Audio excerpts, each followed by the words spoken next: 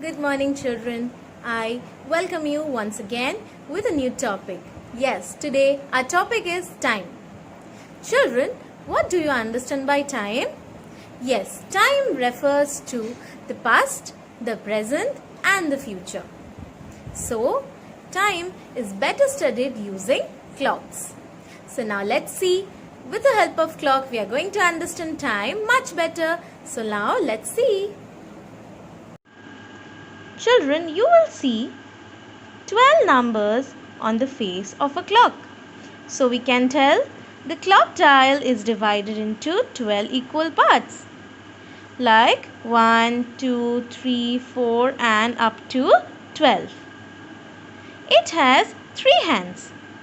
Hour hand, which is the short hand. Minute hand, which is the long hand. And the second hand, which is the thinnest hand. Each number tells us the time in hours. Red markings indicate the hours. Each number tells us the time in hours, and an hour hand moves from one number to another in 60 minutes. So it completes one rotation in 12 hours. As you can see, children, therefore in a day it rotates twice. Now children, you can see there are 60 markings around the face of a clock. This markings tells us the time in minutes and seconds. The minute hand from one such marking to another marking moves every minute. It completes one rotation in 1 hour.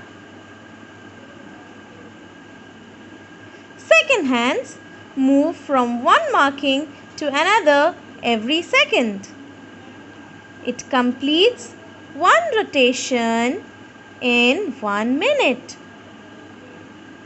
Remember, children, 1 day equals to 24 hours.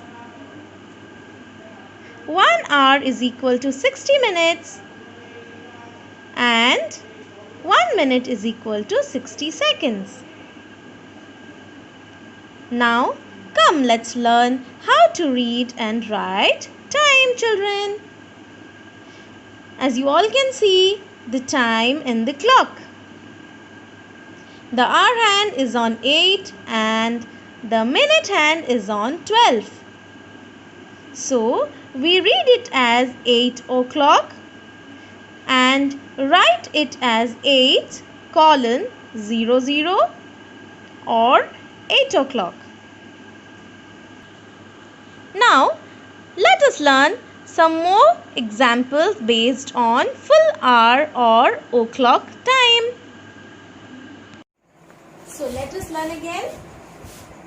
So first let us learn about full hour that we were already learning, children.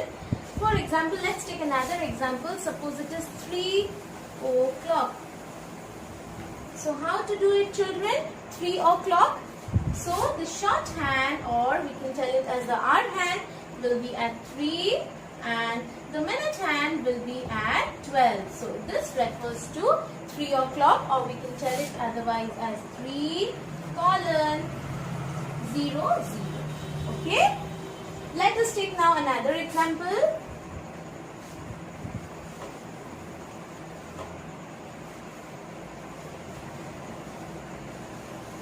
Suppose it is 8 o'clock.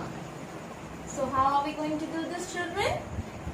The hour hand will be at 8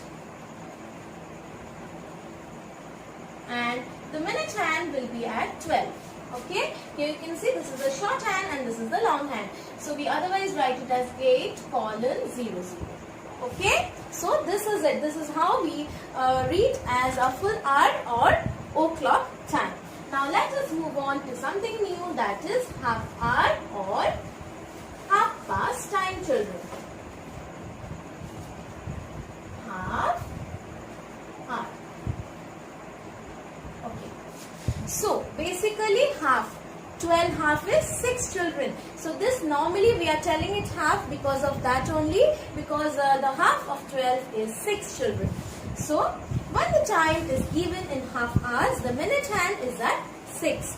When the time is given in half hours, that means the minute hand will remain at 6 children. We'll better understand it with the help of examples. So let us take an example as, suppose it is 9:30.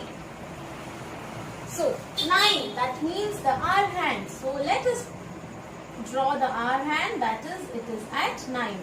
And I hope all of you know about 30. 30 refers to 6. That means the minute hand is at 6. So let us draw it again. So now you can see, all of you, the hour hand is at 9 and the minute hand is at 6. So half hour, children, refers to the minute hand will stay at 6. Let us now learn another example based on half hour. Suppose it is 3:30. So how are we going to do it, children?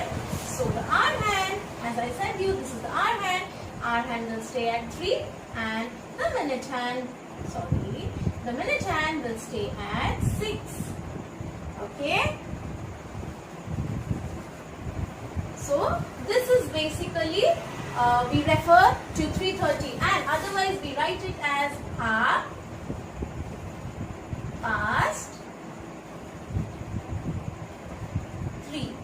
Means when we are writing, when we are doing half hour or half past time, we refer it as, children, as half past 3 or whatever. Like if it is 9:30, children, so we refer it as half past 9. If it is 7:30, we read it or write it as half past 7. Whatever is the time given, we refer it as half past according to the number, children. I hope I'm clear to all of you. We'll soon meet in the next class and also in our June classes.